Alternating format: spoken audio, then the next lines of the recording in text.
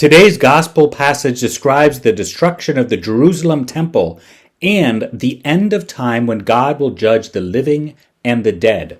As Brant Pitre explains, the destruction of the Jerusalem temple and the end of time are related since the Jerusalem temple represented to the Jewish people several realities. First, the Jerusalem temple was God's holy place on earth, where the presence of heavenly reality was particularly intense, especially in the most sacred room of the temple called the Holy of Holies. Second, the temple was the one place where Jewish people sacrificed to God. Third, the temple represented all of reality, the ocean, the earth, the sky, the planets, the stars, and heaven. The ancient Jewish historian Flavius Josephus describes various aspects of the temple as corresponding to earthly and heavenly reality. The sacred room, called the Holy of Holies, represented heaven. The curtains separating this holy space from the rest of the temple represented the farthest reaches of space. The large 7-lamp lampstand that stood outside the Holy of Holies represented the planets. Since the temple represents all of reality, what happens to the temple was believed to relate to what will happen to all of creation. The destruction of the temple, therefore, that Jesus spoke about is both a prophecy of the future destruction of the Jerusalem temple and the end of time. The destruction of the temple is symbolic of what will happen to all of created universe when Jesus will return to judge the living and the dead.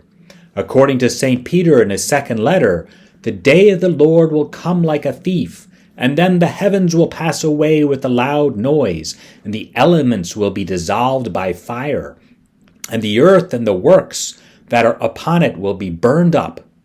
What should our response be to this future final judgment? Today's responsorial psalm, comments Pitre, tells us what our response should be to the final judgment of the living and dead, when all of creation will end as we know it and be transformed by heavenly fire. According to Psalm 98, all of creation will rejoice in this transformation. The rivers will clap their hands and the mountains will shout with joy. We are likewise to receive joyfully the King Jesus when he returns to judge the living and the dead. Are we, though, prepared to receive the Lord with joy, even if this means that all earthly reality is dissolved before us as we are transformed by divine purifying fire? The extent that we are able to say, "Yes, I am joyfully prepared for the Lord to come tomorrow and judge the living and the dead," is dependent on how much we are attached to the goods of this world. If we see that the goods of this world, the earthly delights that we are naturally attracted to, are all that matters to us, then what is best, the spiritual reality of heaven, is before us, we will be more inclined to choose what is merely good, time, over what is best, eternity. Today, in preparation for the end of time, in preparation for Judgment Day, may we ask for the grace to be always prepared to receive joyfully our King Jesus Christ when he returns to judge the living and the dead and usher in a new transformed universe. Come, Lord Jesus Christ, King of the universe, may God bless you.